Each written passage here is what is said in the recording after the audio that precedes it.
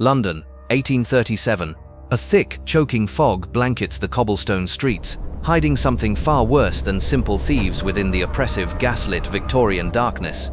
Whispers spread through taverns about a devilish figure stalking pedestrians, leaping over 9-foot walls with impossible, terrifying ease, vanishing instantly. Victims described a monstrous entity with glowing red balls for eyes and metallic claws that tore at their clothes and flesh. Most terrifying was his breath. Reports claimed the attacker vomited streams of blue and white flame into the faces of paralyzed victims. Young women were his preferred targets, left traumatized and hysterical on doorsteps, bearing scratch marks as proof of their encounter with the beast. The press named him Spring-Heeled Jack, a moniker that somehow made the reality of this fire-breathing, leaping phantom even more unsettling.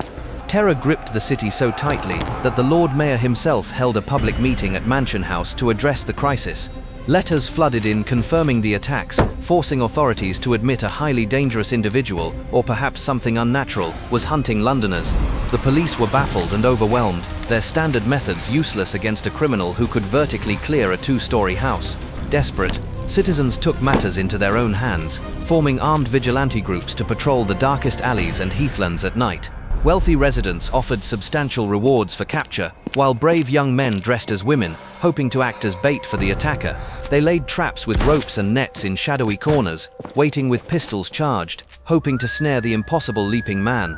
Despite the patrols and the armed mobs, Jack struck again, attacking Lucy Scales and her sister as they walked home one evening.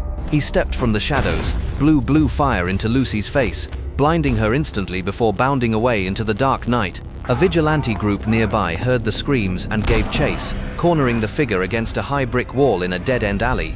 Lanterns raised, they saw the metallic sheen of his suit before he crouched low and launched himself straight up into the air. He cleared the 20-foot wall with a cackle that chilled their blood, leaving the armed men staring blankly at the empty sky. The traps remained empty, the bait untaken. Every attempt to physically grasp this phantom resulted only in smoke, frustration, and renewed fear. As quickly as the reign of terror began, the attacks slowly faded away, the perpetrator disappearing back into the London fog forever. Theories ranged from an eccentric aristocrat with springs in his boots to a literal demon unleashed upon the sinful Victorian metropolis. No one was ever caught, charged, or identified as the culprit, leaving the truth buried under decades of rumor and sensational folklore. Today, Spring-Heeled Jack remains England's greatest gaslight mystery, a terrifying reminder that some monsters are never caught, they just stop hunting.